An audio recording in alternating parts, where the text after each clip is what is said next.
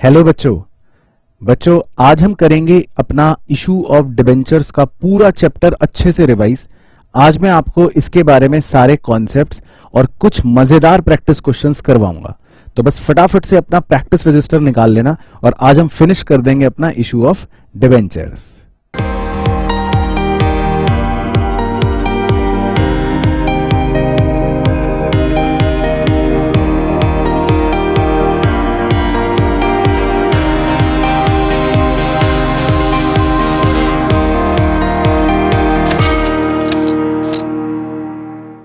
चलिए बच्चों, तो मेरे साथ शुरू करते हैं हम आज का पाठ्यक्रम। तो बच्चों जी, चैप्टर का नाम तो आपको पता ही है, इशू ऑफ डिबेंचर्स। जैसे कोई भी कंपनी शेयर्स इशू करती है, उसी प्रकार से कंपनी डिबेंचर्स भी इशू करती है। अब डिबेंचर्स जो इशू करे जाते हैं बच्चों, वो इस चैप्टर की अगर मैं बात करूं तो या तो हम पार पर इशू कर सकते हैं, वो हम प्रीमियम पर इशू कर सकते हैं, वो हम डिस्काउंट पर इशू कर सकते हैं। और ये तीनों ही इशू जो मैं कह रहा हूं, ये कंपनी करती है डिबेंचर्स इशू किसको? पब्लिक को, आम जनता को। इसके अलावा भी कंपनी डिबेंचर्स इशू करती है कोलैटरल सिक्योरिटी के तौर पर। तो कुछ क्वेश्चंस इसके भी होते हैं। और अगर चैप्टर की बिल्कुल डिटेल्ड की ही बात कर ली जाए कि इस चैप्टर में और क्या बात हो सकती है, तो हम डिबेंचर्स को इशू करते समय रिडम्पशन का पॉइंट ऑफ व्यू भी ध्यान रखते हैं, जिसको बोला जाता है टॉपिक को from redemption point of view. तो जब आप चैप्टर पढ़ें तो ये फ्लो चार्ट पे चेकलिस्ट की तरह काम करें कि ये फ्लो चार्ट में सारी बातें आपको आती हैं या नहीं। तो सर आखिरी बात क्या होती है? आखिरी बात होती है डिबेंचर के इंटरेस्ट को लेकर, उससे संबंधित सवालों को लेकर। तो इस तरह से चैप्टर जो है वो पूरा का पूरा है। बाकी issue of debenture at discount वाले पात्र में या रिडम्पशन वाले पॉइंट ऑफ व्यू वाले पात्र में एक छोटा सा सब टॉपिक एक और निकल के आ जाता है, जो यहीं से बना दिया गया है कि डिस्काउंट को या लॉस ऑन इशू को कैसे राइट ऑफ करते हैं। डिस्काउंट को या लॉस ऑन इशू को कैसे राइट ऑफ करते हैं, मतलब वो भी एक पार्ट इसका है। तो मतलब ये बेसिकली हमारा पूरा चैप्टर होता है। तो आज का फटाफट से पहला थम्स अप भेजो इस बात का कि अब आप तैयार हो बिल्कुल वन बाय वन सारा चैप्टर गो थ्रू करने के लिए, सारे टॉपिक्स को एक बार गो थ्रू करने के लिए। थम्स अप तैयार बच्चे? Okay, ready. चलो ठीक है, तो मैं आज आपको सब कुछ कवर करवा दूंगा क्योंकि ये सबसे छोटा चैप्टर है, तो आराम से जल्दी हो जाएगा। ओके चलो ठीक है, तो बच्चे तैयार हैं? बच्चे कह रहे हैं हम तैयार। चलो तो पहले हम चर्चा करते हैं कि कहां से शुरुआत हुई। तो बच्चों, जैसा हम शेयर्स इशू करने के टाइम पर, पहले मैं लिख रहा हूं एक बार जर्नल एंट्रीज। जब हम शेयर्स इशू करते हैं तो क्या एंट्रीज होती थी? हम पहले एप्लीकेशन के पैसे लेते थे,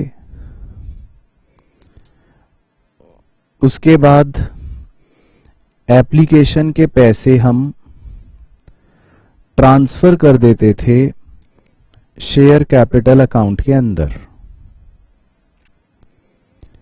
फिर उसके 2 या 3 महीने के बाद हम अलॉटमेंट के पैसे मांगते थे लोगों से कि लाओ अलॉटमेंट के पैसे दे दो साहब।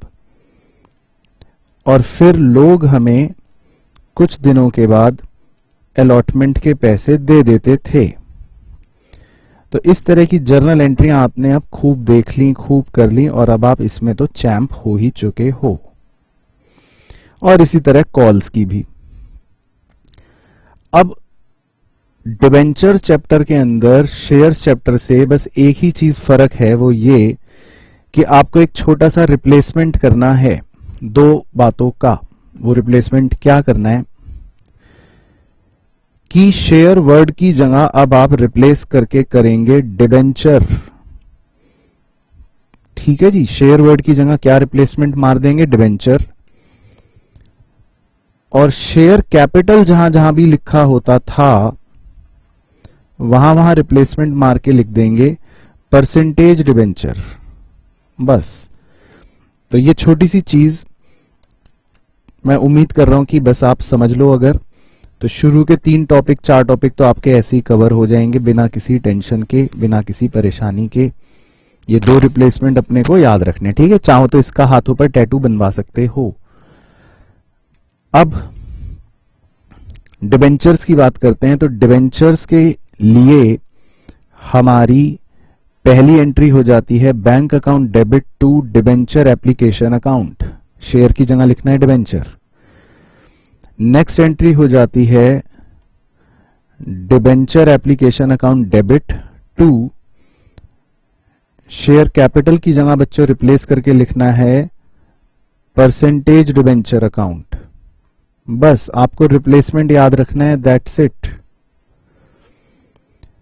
उसके बाद नेक्स्ट एंट्री हो जाती है debenture allotment account debit to,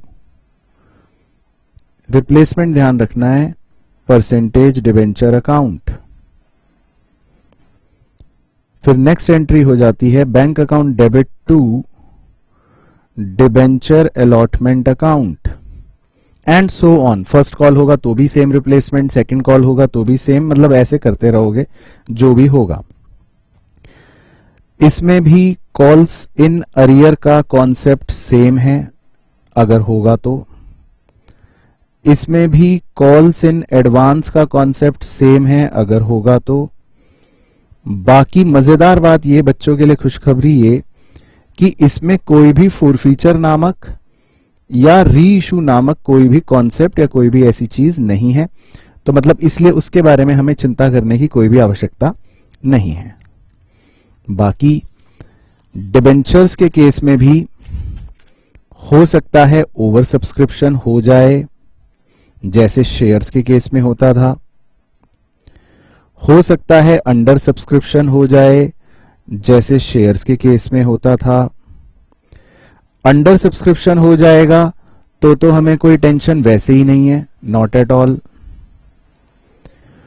और ओवर सब्सक्रिप्शन अगर हो जाएगा तो कोई बात नहीं, होने दो। अब उसमें भी हमने शेयर्स के अंदर सीख रखा है, या तो कंपनी कुछ चिट्ठियां फाड़ के फेंक देगी यानी रिजेक्ट कर देगी, या कंपनी कुछ लोगों को प्रो राटा के आधार पर अलॉटमेंट दे देगी। तो जो मर्जी हो, कॉन्सेप्ट जो शेयर के अंदर हमने पढ़ा था वही कॉन्सेप्ट हर जगह यहां डिबेंचर में भी सेम ही रहेगा। वर्किंग भी वही रहेगी, एंट्री करने का तरीका भी वही रहेगा, एंट्री का कॉन्सेप्ट भी वही रहेगा। सिर्फ 2 अक्षरों का रिप्लेसमेंट रहेगा। 2 अक्षर क्या रहेंगे रिप्लेसमेंट के? शेयर की जगह डिबेंचर और शेयर कैपिटल की जगह परसेंटेज डिबेंचर, बस। इसके अलावा अगर कोई तीसरी चीज आपको जुदा लगे तो आप मुझे बताना, मैं आपको 10 लाख रुपए नकद पुरस्कार दूंगा। तो सिर्फ 2 चीजें जुदा मिलेंगी, शेयर की जगह डिबेंचर और शेयर कैपिटल की जगह परसेंटेज डिबेंचर। तो अब भेजो थम्स अप इस बात का कि पहले इतना बेसिक क्लियर सबको, दोनों रिप्लेसमेंट क्लियर।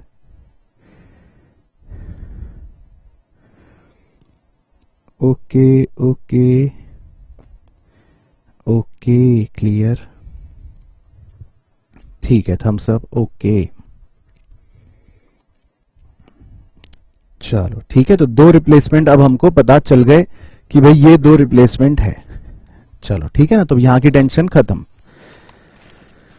अब एक बार चर्चा करते हैं कि कई बार डिबेंचर्स डिस्काउंट पर इशू हो रहे होते हैं, वो केस समझ लेते हैं एक बार।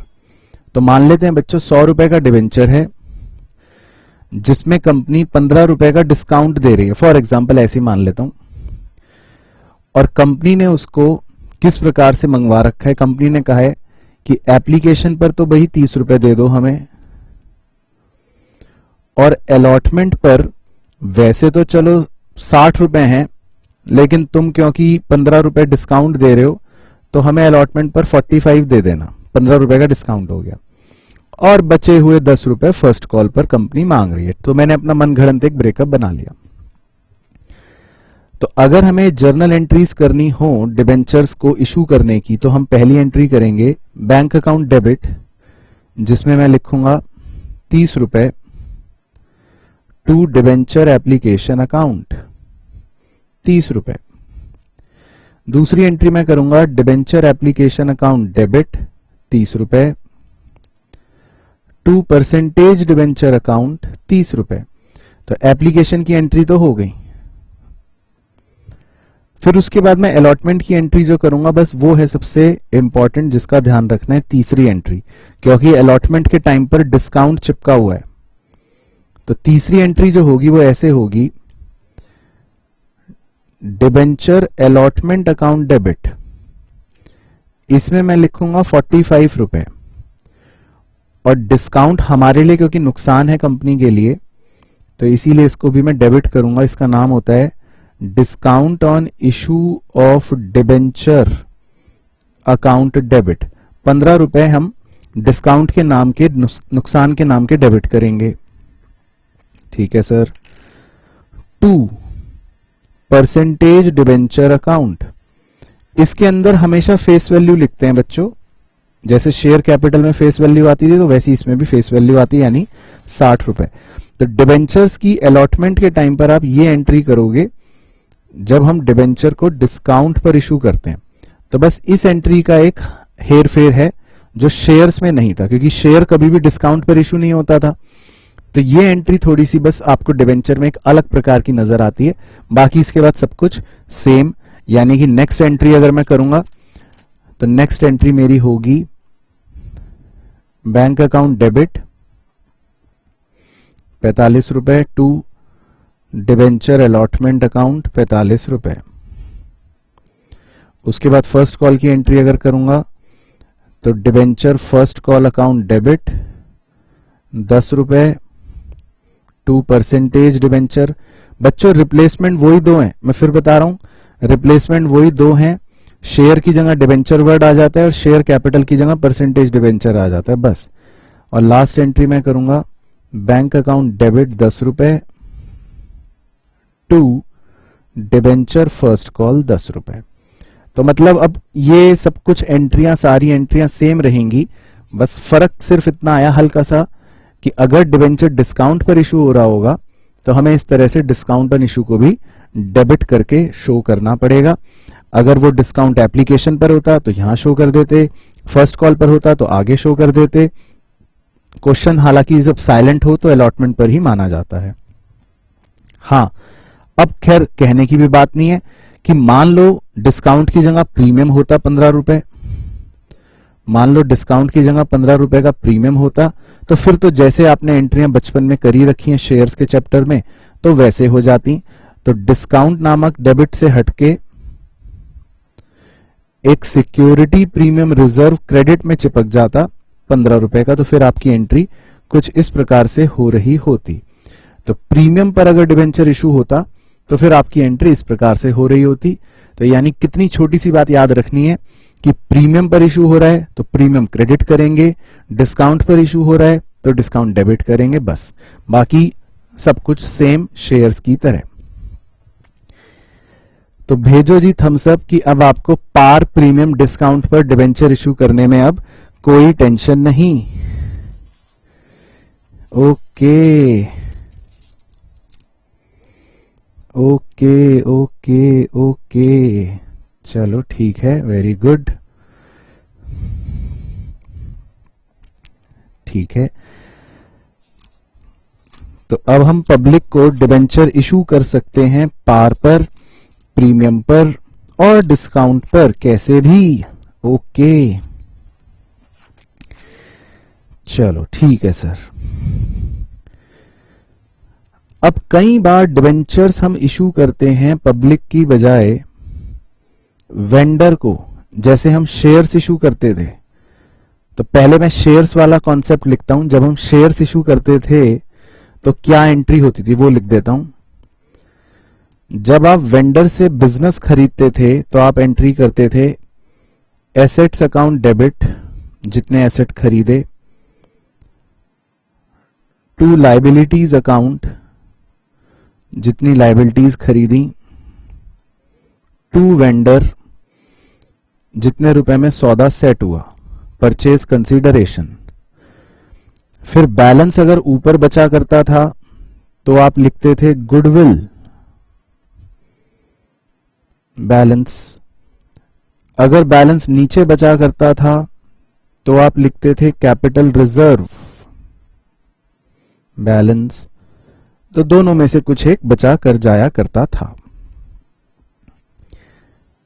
फिर आप वेंडर को कहते थे कि वेंडर हम तुम्हें शेयर्स दे रहे हैं बदले में। तो आपकी अगली एंट्री होती थी vendor account debit to share capital account. और अगर शेयर प्रीमियम पर इशू करते थे तो लिखते थे to security premium reserve account if any. और जिसमें आप नंबर ऑफ शेयर्स कैसे निकाला करते थे कि वेंडर को कितने शेयर्स दिए जा रहे हैं। नंबर ऑफ शेयर्स निकालने के लिए आप अमाउंट पेबल जो भी होता था वेंडर का, उस अमाउंट को इशू प्राइस से डिवाइड कर देते थे। ठीक है ना। तो ये तो सब बातें हमने कर रखी हैं। और कई दफे ये भी होता था कि वेंडर से आपने एक बिजनेस नहीं खरीदा, वेंडर से खाली खाली आप मशीन खरीद के लाते थे। खाली लिखा होता था फर्नीचर खरीदा, प्लांट खरीदा, मशीन खरीदा, फलाना खरीदा, ढिमकाना खरीदा। तो खाली आपकी एंट्री होती थी asset account debit to vendor, और फिर उसके बाद दूसरी एंट्री ये कर देते थे। ये हमने शेयर्स के अंदर पढ़ रखा है। ठीक है जी। अब अगर मुझे डिबेंचर चैप्टर्स के अंदर वेंडर को डिबेंचर इशू करना हो, मुझे शेयर इशू नहीं करने, डिबेंचर इशू करने हैं, तो बच्चों पहली एंट्री पे तो सेम ही होगी। पहली एंट्री पे मेरी सेहत पे कोई फर्क नहीं पड़ेगा, क्योंकि अभी तो मैं खरीद रहा हूं। तो खरीदो चाहे आप शेयर वाले चैप्टर में, चाहे डिबेंचर, खरीदने की एंट्री तो सेम ही रहेगी। सिर्फ दूसरी एंट्री में एक रिप्लेसमेंट क्या आएगा जो पहले पढ़ लिया, सिर्फ वही रिप्लेसमेंट आएगा। क्या आएगा? शेयर कैपिटल की जगह परसेंटेज डिबेंचर चिपकाना है, दैट्स इट। तो सिर्फ एक रिप्लेसमेंट क्या आएगा कि यहां पर शेयर कैपिटल की जगह आ जाएगा परसेंटेज डिबेंचर अकाउंट। बस एक ही रिप्लेसमेंट होगी पूरे कॉन्सेप्ट के अंदर। बस नंबर निकालने का तरीका वो भी सेम, कितने डिबेंचर इशू करेंगे वो भी सेम। डिबेंचर अगर प्रीमियम पर इशू करे तो नीचे चिपकाओगे एज इट इज, ये भी सेम। और हां, जाहिर सी बात है अगर डिबेंचर डिस्काउंट पर इशू कर दिए तो अब तो ये भी सीख लिया कि अगर डिबेंचर डिस्काउंट पर इशू कर लिए तो फिर डिस्काउंट ऑन इशू को क्या कर दोगे? डेबिट कर दोगे। तो बस डिबेंचर इशू करेंगे वेंडर को तो ये एक ट्विस्ट आ गया कि बस शेयर कैपिटल को रिप्लेस करके डिबेंचर अकाउंट लिखना है, बस दैट्स इट। और सब कुछ सेम रहेगा और कोई टेंशन इसमें हमको नहीं। चलो, तो अब इशू टू वेंडर के नाम का भेजो थम्स अप कि ये एक रिप्लेसमेंट सबको क्लियर कि शेयर कैपिटल की जगह बस परसेंटेज डिबेंचर आएगा। Okay okay okay okay, thumbs up. Okay ठीक है। तो यहां तक चैप्टर बिल्कुल सेम है शेयर की तरह। ठीक है, यहां तक तो सिर्फ दो रिप्लेसमेंट पे चैप्टर चला जा रहा है, सिर्फ दो रिप्लेसमेंट्स पे। यहां तक आधा चैप्टर खत्म हो गया बच्चों, आधा चैप्टर सिर्फ दो शब्दों पर निकल गया, बस आधा चैप्टर फिनिश। अच्छा, अब कई बार कंपनियां बैंकों के पास जाती हैं लोन लेने। कई बार कंपनियां जाती हैं बैंक के पास लोन लेने, बैंक से कहती हैं लाओ भाई बैंक हमें लोन दे दो 10 लाख रुपए का। तो जैसे ही कंपनी बैंक से लोन लेती है तो कंपनी एक एंट्री करती है bank account debit to bank loan, क्योंकि हमने लोन लिया। Bank account debit to bank loan. और कंपनी की अगर बैलेंस शीट की बात करूं तो ये 10 लाख रुपए कंपनी की बैलेंस शीट के अंदर, क्योंकि ये लोन आमतौर पर लंबी अवधि का होता है, लॉन्ग टर्म का होता है बच्चों, आमतौर पर यही माना जाता है लॉन्ग टर्म का होता है, तो इसे नॉन करंट लायबिलिटीज के अंदर एक सब हेडिंग होती है लॉन्ग टर्म बोरोइंग्स, उस सब हेडिंग के अंदर ऐसे हम शो कर देते हैं कि जी हमने बैंक से लोन ले रखा है 10 लाख रुपए का, ऐसा हम शो कर देते हैं अगर बैलेंस शीट की बात करूं तो कई बार कंपनी बैंक से लोन लाती है 10 लाख रुपए का, ये जर्नल एंट्री करती है और उस लोन को एक लंबी अवधि की लायबिलिटी दिखा के यहां पर ऐसे शो कर देती है। ठीक है सर। अब बैंक वाला कहता है कंपनी से कि साहब लोन के बदले में हमें ना कुछ सिक्योरिटी चाहिए, तो कंपनी हो सकता है अपनी बिल्डिंग गिरवी रखवाए, अपना फर्नीचर गिरवी रखवाए, अपना स्टॉक गिरवी रखवाए, अपना सब कुछ गिरवी रखवा दे, वो आपकी सेहत पे कोई फर्क नहीं पड़ेगा। ठीक है ना, आपको नहीं सोचना कि क्यों रखवा रही है कंपनी, है कंपनी गिरवी रखवा रही है, कंपनी की मर्जी, आपको नहीं सोचना क्यों, आप तो मुंशी हो। तो इस सिक्योरिटी को प्रिंसिपल सिक्योरिटी कहते हैं या प्राइम सिक्योरिटी कहते हैं, इस सिक्योरिटी को प्रिंसिपल या प्राइम सिक्योरिटी कहते हैं। फिर बैंक कहता है कि ना जी ना, हमें तो और भी कुछ चाहिए, इससे पेट नहीं भर रहा, और भी कुछ दो। तो कंपनी कहती है ठीक है रुको, फिर 1 मिनट रुको। तो कंपनी कहती है ये लो कागज के टुकड़े ले लो, यानी कि कंपनी कहती है डिबेंचर्स भी हम आपको इशू करके दे देते हैं, ये डिबेंचर्स हैं 15 लाख रुपए के। दिमाग मत लगाना 15 क्यों, ये आपकी सेहत पे फर्क नहीं पड़ेगा, चाहे 15 लाख के हो चाहे 15 पैसे के हो, आपको दिमाग नहीं लगाना। तो कंपनी कहती है ये लो 15 लाख के डिबेंचर्स भी हम तुम्हें दे देते हैं, ये लो और सिक्योरिटी, बस अब खुश। तो इस सेकेंडरी सिक्योरिटी को टेक्निकल भाषा में कोलैटरल सिक्योरिटी बोला जाता है। तो कंपनी 15 लाख रुपए के डिबेंचर्स भी दे देती है और इसको एक सेकेंडरी सिक्योरिटी की तरह दे देती है। ठीक है सर, बहुत अच्छी बात है। तो अब बच्चों इस 15 लाख रुपए के डिबेंचर्स को देने के 2 मेथड्स प्रिस्क्राइब्ड हैं किताब के अंदर। मेथड 1 तो कहता है सिंपली इग्नोर। अरे वाह सर, क्या मेथड है, हम तो यही करेंगे बोर्ड्स के अंदर, सिंपली इग्नोर वाला। कितना बढ़िया मेथड है सिंपली इग्नोर, इसमें मजा आएगा। तो मेथड 1 है, कहता है कि ये जो हुआ इसका कोई लेना देना नहीं है, ना कोई एंट्री करनी ना कुछ करना, सिर्फ इसको इग्नोर कर दो। हाँ भाई एक चलो ठीक है, एक इवेंट है तो इसको बस ऐसे शो कर दो, कहीं यहां पे नीचे ऐसे लिख के शो कर दो, मैं ऐसे लिख रहा हूं शॉर्ट में कहानी के तौर पे कि डिबेंचर इशू करे हमने कोलेट्रल 15 लाख के, बस ऐसी अलग से कहीं दिखा दो, हालांकि इसका कुछ फर्क कहीं नहीं पड़ेगा, नो जर्नल। हाँ तो मेथड 1 तो ये है। तो इसीलिए सीबीएसई कहता है कि यार मेथड 1 नहीं करवाएंगे हम बच्चे से, नहीं तो ये तो बच्चे ना बड़े चालाक हैं, तो ऐसे इग्नोर मार देंगे और फिर हमें सबको फ्री के नंबर देने पड़ेंगे।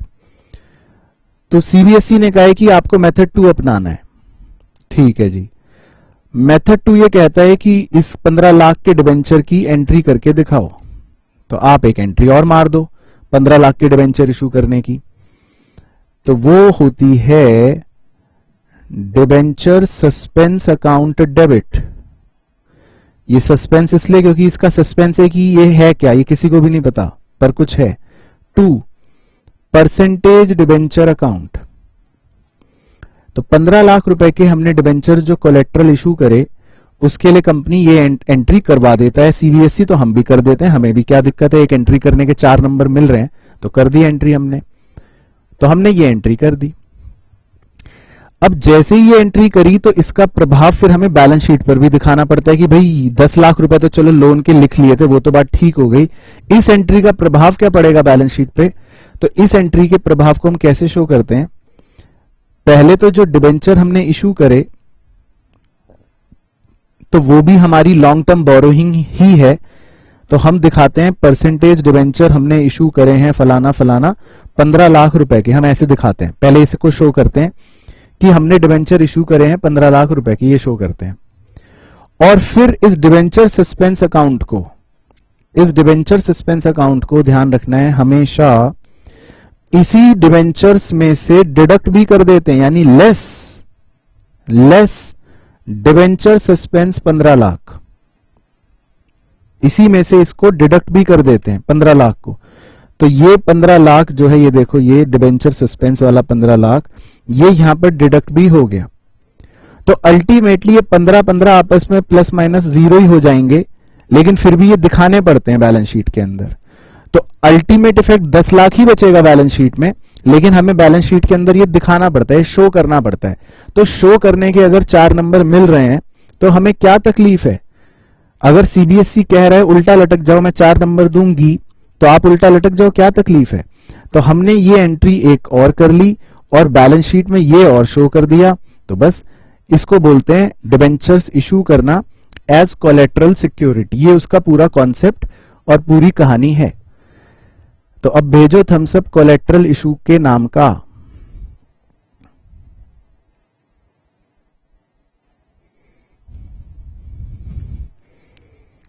ओके, चलो क्लियर, ठीक है, थम्स अप, ओके ओके।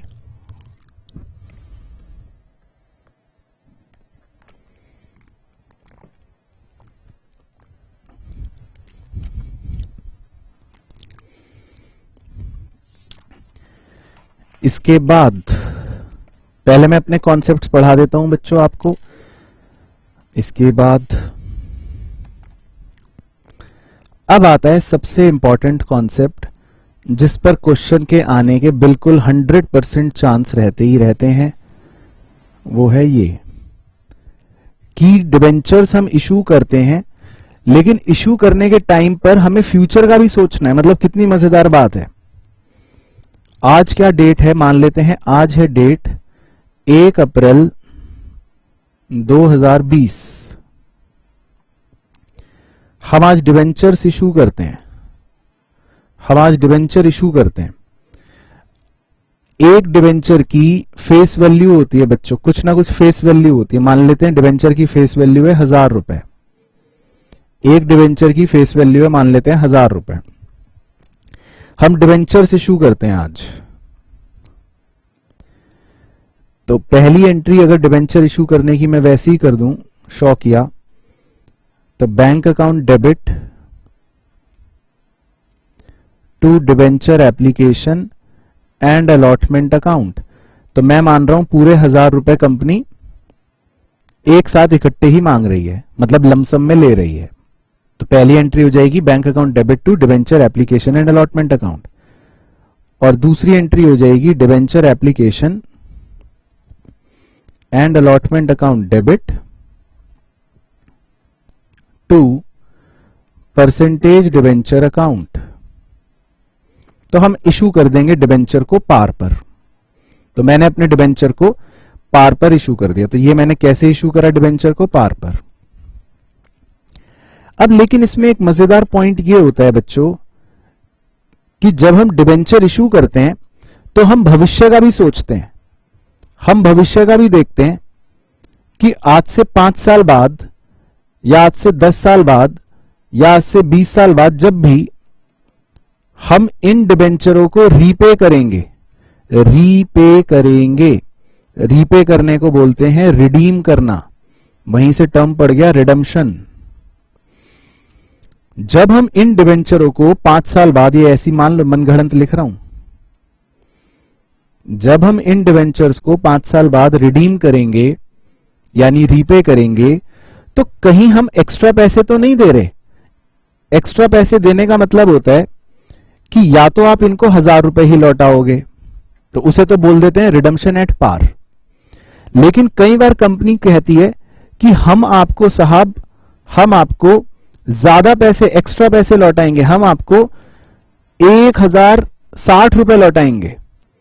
तो इसका मतलब यह होता है कि कंपनी प्रीमियम पर रिडम्पशन कर रही है। Company is redeeming at premium, company is giving 60 rupee extra, company is giving 60 rupee extra on repayment. अब कंपनी की मर्जी, अब अपना क्वेश्चन मत लेकर आ जाना कि सर क्यों देगी सर 60 रुपए एक्स्ट्रा। तुम्हारा क्या जा रहा है? कंपनी 60 रुपए एक्स्ट्रा दे चाहे 60 लाख एक्स्ट्रा दे, तुम मुंशी हो, मुंशीगिरी करना। ये मत पूछना सर क्यों दे रही है कंपनी, कंपनी की मर्जी। लेकिन कंपनी एक्स्ट्रा रुपए दे रही है तो इसे बोलते हैं रिडम्पशन एट प्रीमियम। तो अगर कंपनी फेस वैल्यू के बराबर ही पैसे वापस लौटाएगी तो उसे बोलते हैं रिडम्पशन एट पार। और अगर कंपनी फेस वैल्यू से ज्यादा पैसे, एक्स्ट्रा पैसे लौटाएगी तो उसे बोलते हैं redemption at premium.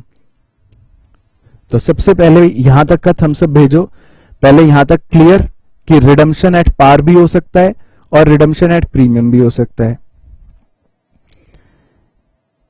Okay okay okay okay, ठीक है। अब चलो आप ही का बच्चों वाला एक डाउट मैं ही पूछ लेता हूं। सर क्या कंपनी रिडम्पशन एट डिस्काउंट कर सकती है क्या? सर क्या कंपनी 1000 की बजाय 990 दे सकती है? क्या रिडम्पशन एट डिस्काउंट हो सकता है क्या? तो बच्चों ने आंसर भी कर दिया नहीं, very good. Redemption at discount नामक चीज जो है वो पृथ्वी पर है ही नहीं कोई, नॉट अलाउड बाय लॉ। सही बच्चे ने भी लिखा, वेरी गुड। तो इसीलिए ये हम सोचेंगे भी नहीं, ना कभी ऐसा कुछ आएगा, तो इसके बारे में अब छोड़ो, ठीक है। तो ये दो बातें हो गई कि ऐसा ऐसा हो सकता है। चलो अब देखते हैं। अब जब भी कंपनी रिडम्पशन एट पार करती है तो नीचे यहां लिख लो, छोटा सा ऐसे लिख लो, नो टेंशन एट ऑल।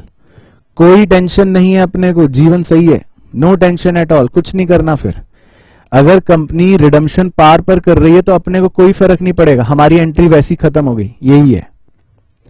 लेकिन अगर कंपनी 60 रुपए एक्स्ट्रा देने का सोच रही है तो अब इस 60 रुपए के डेबिट और क्रेडिट एस्पेक्ट्स हमें रिकॉर्ड करने पड़ते हैं। हर ट्रांजैक्शन के दो पहलू होते हैं ना बच्चों, दो पहलू, डेबिट और क्रेडिट। तो कंपनी को ये 60 रुपए एक्स्ट्रा रिकॉर्ड करने पड़ते हैं। तो कंपनी कहती है कि साहब ये हमें फ्यूचर में पे करना है, ये हमारी लाइबिलिटी है, 60 रुपए हमें फ्यूचर में एक्स्ट्रा पे करने, ये हमारी लाइबिलिटी है। तो लाइबिलिटी को रिकॉर्ड करते हैं हम क्रेडिट्स करके, और इस लाइबिलिटी का नाम होता है टू प्रीमियम ऑन रिडम्पशन। अरे वाह, इस लाइबिलिटी का नाम है प्रीमियम ऑन रिडम्पशन, 60 रुपए। ये एक नॉन करंट लाइबिलिटी है। कंपनी कहती है कि 60 रुपए एक्स्ट्रा पे करने, लाइबिलिटी है, सर पे बोझ है ना बच्चों।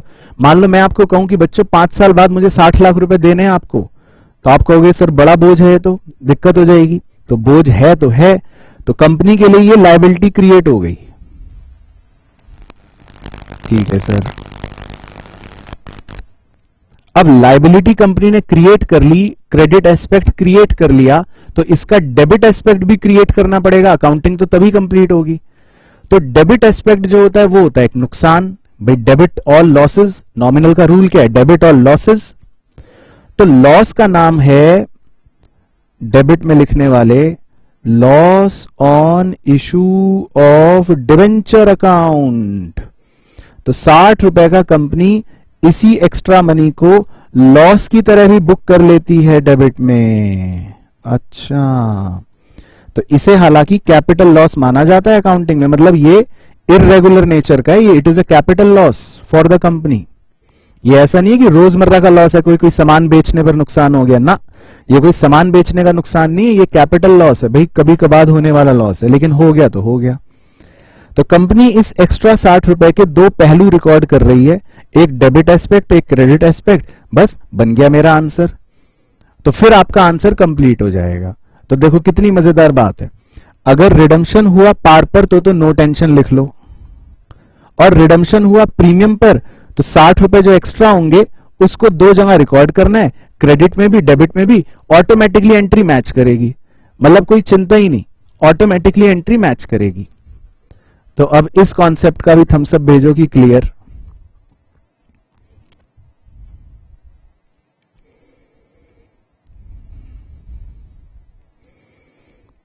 Okay okay okay okay, very good, ठीक है, थम्स अप, ओके, ठीक है। बस तो पहले प्रीमियम को तो ऐसे निपटाना है, प्रीमियम के बारे में तो ऐसे सोच लिया, ठीक है ना, प्रीमियम के बारे में ऐसे सोच लिया।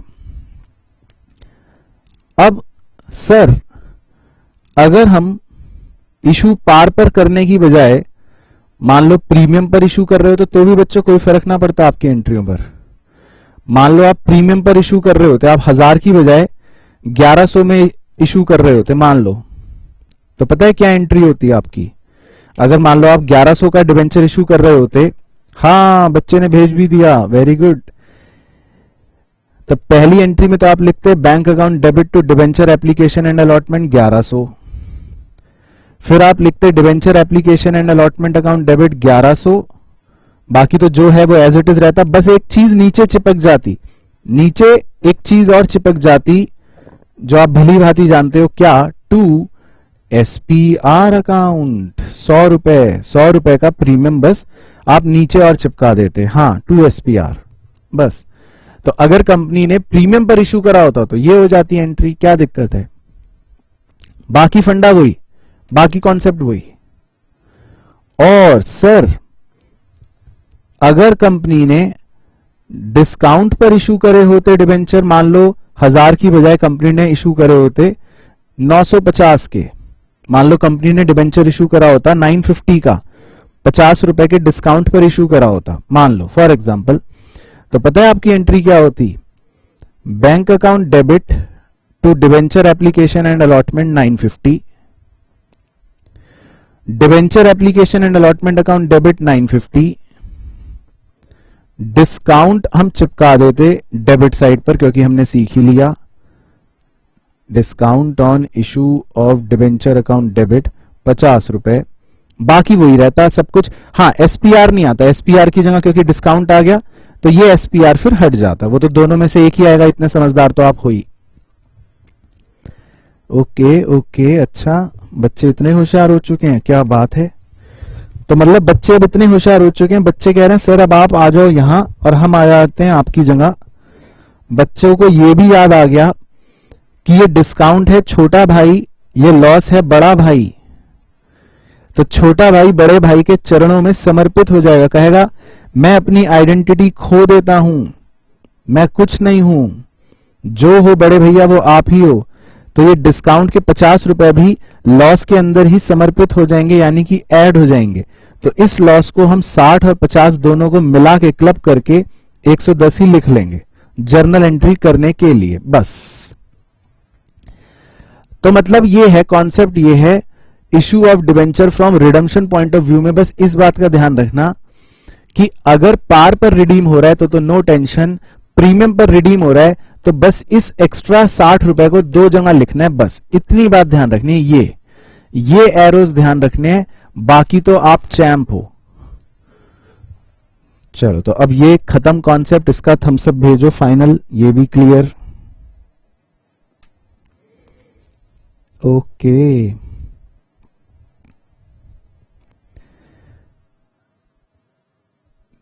चलो ठीक है, ये भी clear. Okay okay, very good very good, okay ठीक है जी। फिर उसके बाद आखिरी कॉन्सेप्ट, डिबेंचर का ब्याज, डिबेंचर का ब्याज, डिबेंचर इंटरेस्ट। तो बच्चों आज है तारीख 1 अप्रैल 2020, कंपनी ने इशू करे हैं 20,000 9% डिबेंचर्स ऑफ 100 ईच के। अब होता क्या है बच्चों, आमतौर पर अगर मैं कंपनी को पैसे दूं और कंपनी बोले चलो 1 साल बाद आ जाओ ब्याज लेने, तो 1 साल तक बच्चों बड़ा मतलब रातों को नींद नहीं आएगी, थोड़ा टेंशन बनी रहेगी, यार 1 साल तक रुकना पड़ेगा ब्याज के लिए, तो बड़ी चक्कर वाली बात है। तो इसीलिए कंपनी आमतौर पर यह नियम बना लेती है कि चलो तुम 1 साल मत रुको यार, आदमी पब्लिक को भी टेंशन में क्यों रखना। तो आमतौर पे कंपनी कहती है कि हम एक काम करेंगे, जैसी 6 महीने कंप्लीट हो जाएंगे हम चलो तुम्हें 6 महीने का ब्याज निकाल के दे देंगे। 6-6 महीने की डीलिंग कर लेती है कंपनी, कहती है हम 30 सितंबर को तुम्हें इंटरेस्ट दे देंगे, उसके बाद दोबारा से 6 महीने का ब्याज निकाल के फिर से तुम्हें 31 मार्च को इंटरेस्ट दे देंगे, बस खुश। तो तुम्हें साल में 2 बार पैसे मिल जाएंगे। तो डिबेंचर होल्डर कहता है ठीक है। तो अब पहले पुराने जमाने में क्या होता था बच्चों, कंपनी मान लो 100 रुपए का इंटरेस्ट देती थी डिबेंचर होल्डर को, तो सरकार कहती थी, गवर्नमेंट कहती थी डिबेंचर होल्डर से, लाओ भाई इस पर 10% टैक्स दे दो, तो इसे 10 रुपए सरकार को टैक्स पे करना पड़ता था। तो अगर इस आदमी के हिसाब से आप सोचो, इसकी जेब में तो नेट नेट 90 ही आते थे, 100 यहां से आए, 10 वहां चले गए। तो सरकार ने प्रोसेस को आसान बनाने के लिए क्या करा, सरकार ने एक नया नियम बना दिया था बच्चों टैक्सेशन के अंदर। सरकार ने कहा कि कंपनी तुम एक काम करो, कंपनी तुम्हें तो 100 रुपए देने ही है। कंपनी ने कहा हाँ, तो गवर्नमेंट ने कहा, सरकार ने, कि तुम एक काम करो कंपनी, तुम इस आदमी को 90 रुपए ही दो और सीधे 10 रुपए मुझे दे दो, और फिर मैं इस आदमी से टैक्स ना लूंगी। तुम ऐसे कर दो काम। तो भाई कंपनी को क्या दिक्कत है, कंपनी को तो पहले भी 100 रुपए ही देने थे आदमी को, वो देखो पहले भी 100 रुपए देने थे और फिर आदमी से 10 रुपए इधर जाने थे। मतलब अभी भी सबका नेट इफेक्ट वही पड़ रहा है, कंपनी के अभी भी 100 रुपए जा रहे हैं, आदमी को अभी भी 90 मिल रहे हैं नेट नेट, सरकार को अभी भी 10 मिल रहे हैं नेट नेट। तो इससे सिस्टम थोड़ा आसान हो गया। हाँ बच्चे भेज रहे हैं लिख लिख के, बिल्कुल सही बच्चों। तो इसे बोला जाता है 10 रुपए को टैक्स डिडक्टेड एट सोर्स, यानी टैक्स जो है सोर्स पर ही काट लिया, जहां से इनकम चल रही थी वहीं से टैक्स काट के सीधा सरकार के पास जमा हो गया, इसलिए इसका नाम कहलाया जाता है tax deducted at source, TDS, tax deducted at source. तो अब कंपनी का मुंशी बैठा हुआ क्या मुंशीगिरी करेगा 100 रुपए की, सोचो देखो। कंपनी का मुंशी कहेगा, साहब डिवेंचर इंटरेस्ट अकाउंट डेबिट, खर्चा हो गया, खर्चा हो गया, खर्चा हो गया, खर्चा हो गया 100 रुपए का डेबिट। 2 डिवेंचर होल्डर देने हैं, देने हैं, देने हैं, लाइबिलिटी 90 रुपए देने हैं डिवेंचर होल्डर को। 2 TDS पेबल, लाइबिलिटी देने हैं, देने हैं, देने हैं 10 रुपए सरकार को। तो कंपनी का मुंशी पहले ये एंट्री करेगा, तो कंपनी का मुंशी पहले ये एंट्री करेगा। हाँ जी TDS लिख सकते हो बच्चों, ये अलाउड है, ये आपको बोर्ड्स में अलाउड है, आप TDS लिख सकते हो क्योंकि ये एक रिकॉग्नाइज्ड टर्म है। अच्छा, फिर कंपनी का मुंशी कहेगा डिबेंचर होल्डर को 90 रुपए दे दिए, दे दिए, दे दिए, डिबेंचर होल्डर को 90 रुपए पे कर दिए, पे कर दिए, पे कर दिए। ठीक है, फिर कंपनी का मुंशी कहेगा सरकार को TDS के 10 रुपए दे दिए, दे दिए, दे दिए, पे कर दिए। तो कंपनी के मुंशी ने 10 रुपए TDS के पे कर दिए, तो फिर ये एंट्री करेगा। तो मतलब कंपनी का मुंशी ये 3 एंट्रियां तो करेगा ही करेगा। जब भी इंटरेस्ट की डेट होती है तो कंपनी के मुंशी को ये 3 एंट्रियां करनी पड़ती हैं। अब एक बच्चा कह रहा है सर डिबेंचर होल्डर को भी DH लिख सकते हैं? नहीं, इसे DH नहीं लिख सकते, इसे डिबेंचर होल्डर ही लिखना है। अब पता चला अगला बच्चा कह दे सर बैंक की जगह खाली 2B लिख सकते हैं, 2 की जगह खाली T लिख सकते हैं, डेबिट की जगह खाली D लिख सकते हैं। नालायक। चलो आओ मुद्दे की बात पे। तो हमारे एग्जाम्पल के हिसाब से, अब हम अपने एग्जाम्पल की अगर बात करें तो कंपनी के अगर 20,000 डिबेंचर हैं 100 रुपए के, चलो तो मैं एक बार निकाल लेता हूं इसकी कहानी। तो 20,000 डिबेंचर हैं 100 रुपए के, यानी 20 लाख रुपए हो गए बच्चों। तो इसका 9% ब्याज जो 6 महीने का बनेगा, 9% ब्याज 6 महीने का, बताओ आप बताओ कितना बनेगा?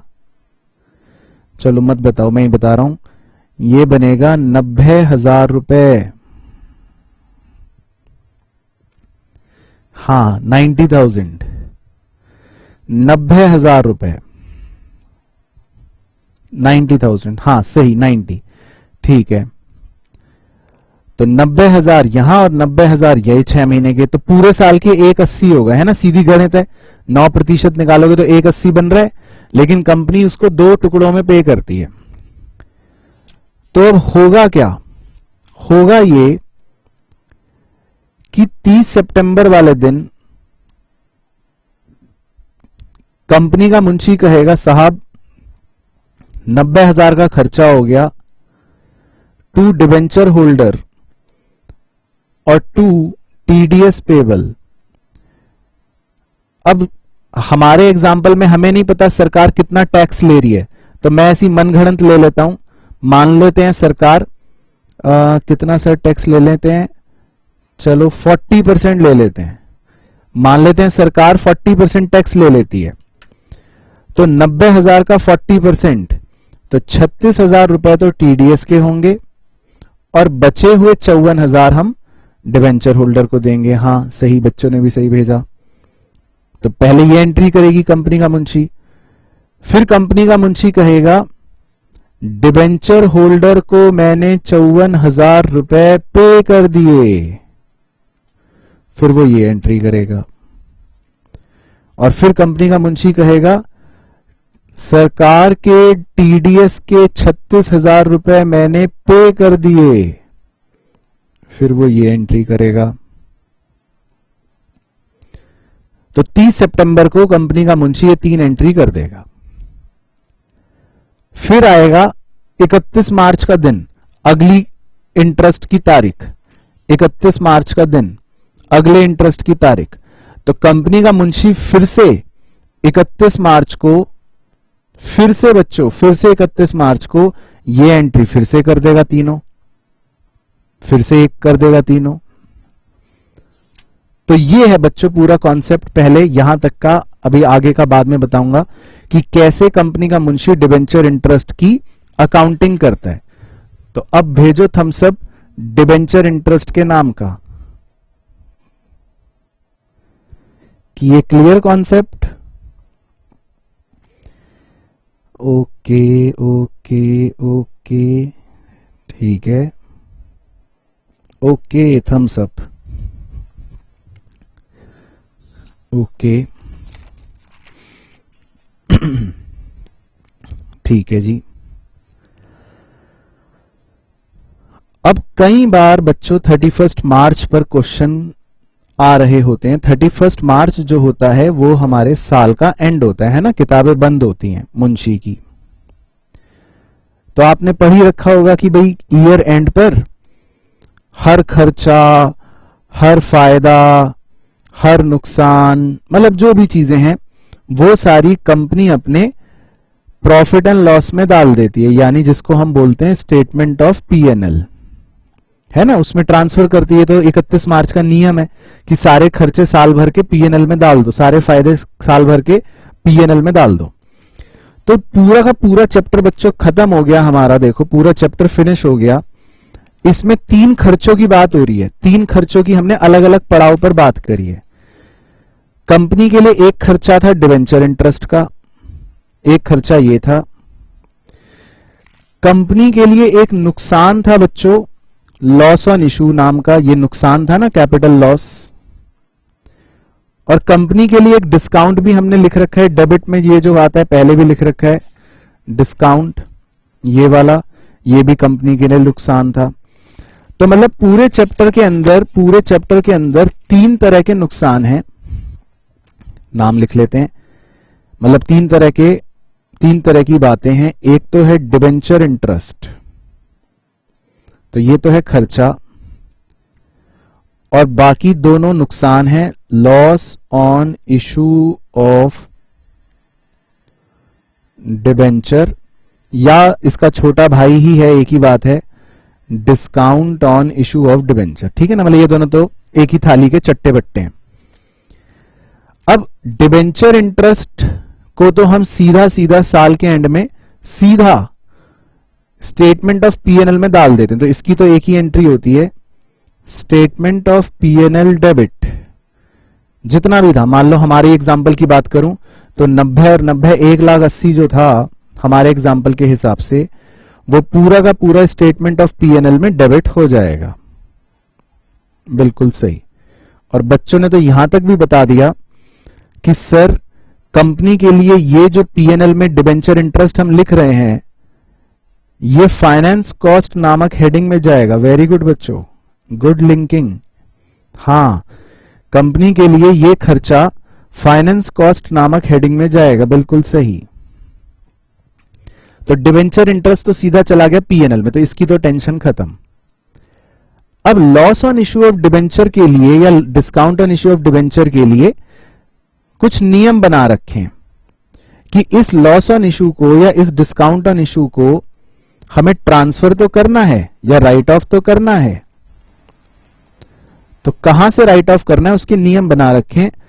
तो बताओ किसी को याद है कि सबसे पहले कहां से राइट ऑफ करते हैं? हाँ, वेरी गुड, सही आंसर आ भी गया इतनी देर में, कैपिटल रिजर्व से। वेरी गुड, रैंक 1 सबसे पहले इससे करते हैं, कैपिटल रिजर्व से। हाँ सही, वेरी गुड, सबका सही। फिर नंबर 2, वेरी गुड, नंबर 2 के भी सही आंसर आ गए, सिक्योरिटी प्रीमियम रिजर्व से।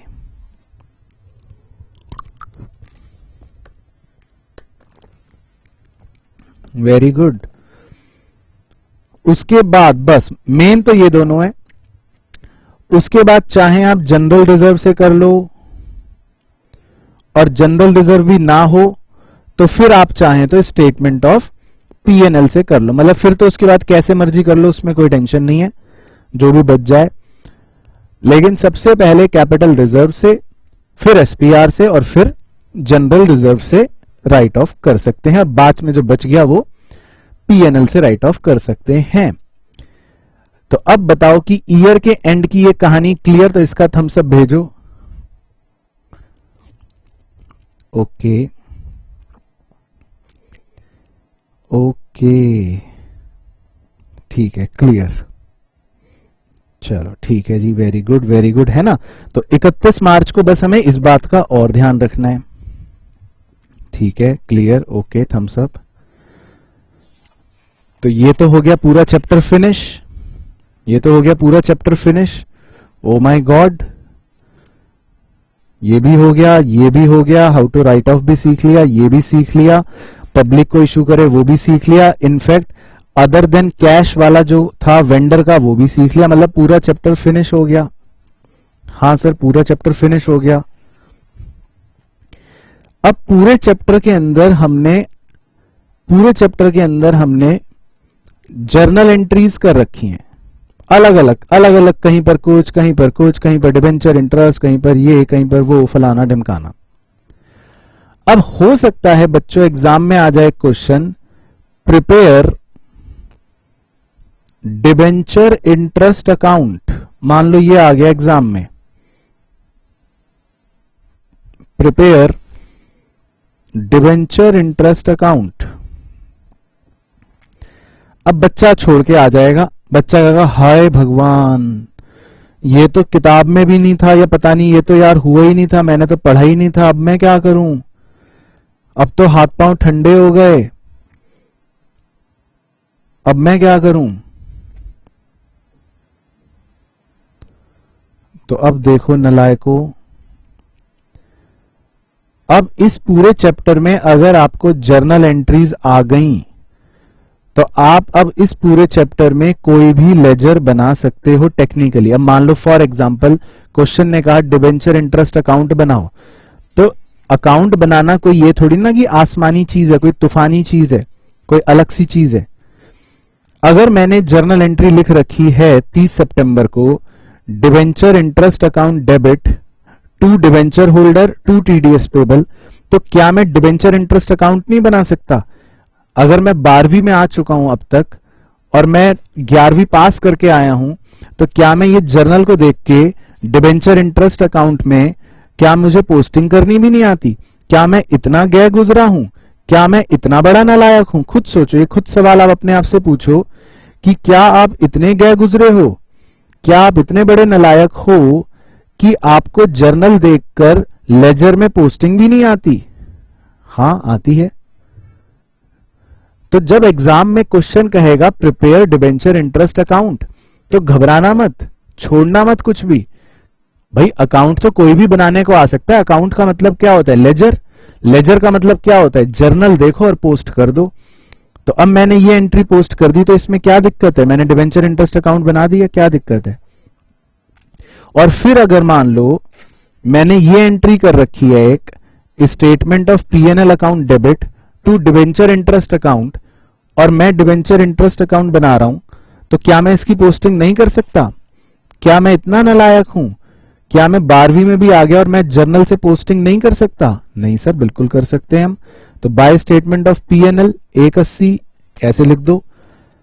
तो मतलब ये है कि क्वेश्चन आपको कोई भी लेजर अगर बोले कि प्रिपेयर ये अकाउंट, प्रिपेयर वो अकाउंट, प्रिपेयर फलाना अकाउंट, मान लो क्वेश्चन कह they prepare debenture application account, prepare debenture allotment account, prepare debenture first call account, prepare debenture holder account, prepare TDS payable account, prepare discount on issue account, prepare loss on issue account, prepare SPR account, prepare फलाना ढिमकाना कोई भी account. तो क्या आप कर लोगे? अब बोलो यस कि नो, क्या आप कर लोगे? बोलो यस और भेजो Thums up.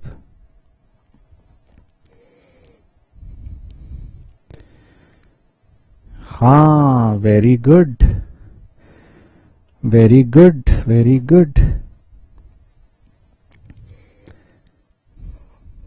Very good, yes.